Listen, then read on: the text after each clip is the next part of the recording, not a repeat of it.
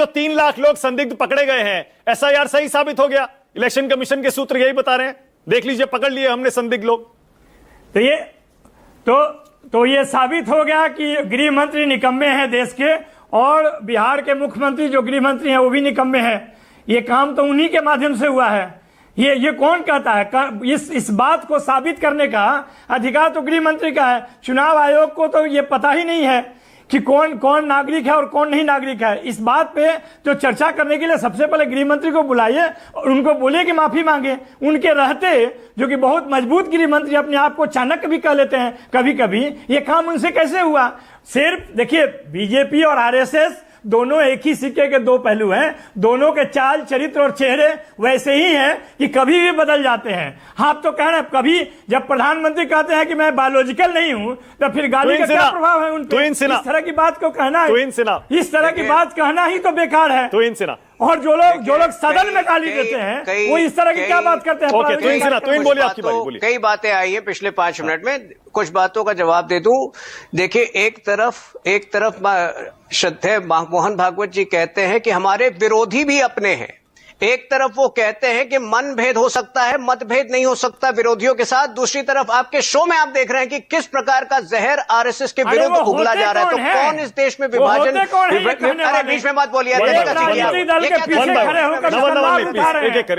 वो कौन है? क्या जननायक है क्या वो? नहीं, उनसे पूछिए, उनसे वो है कौन ये बोलने वाले? आप बताइए उनका क्या? आप एंकर नहीं है, आप बीच में शांत रहिए। बोलिए।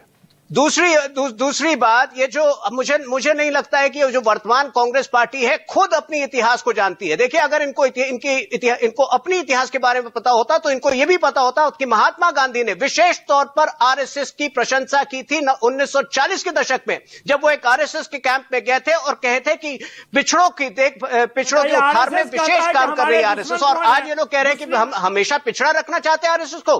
तीसरी बात, मानक जी बहुत इंपॉर्टेंट बात कह रहे हैं, इनको बोलिए कि बाद में अपनी बातें पूरे करिए। जो 75 साल के विषय पर जो आपने सवाल पूछा था उसका मैं उत्तर दे दूं आपको।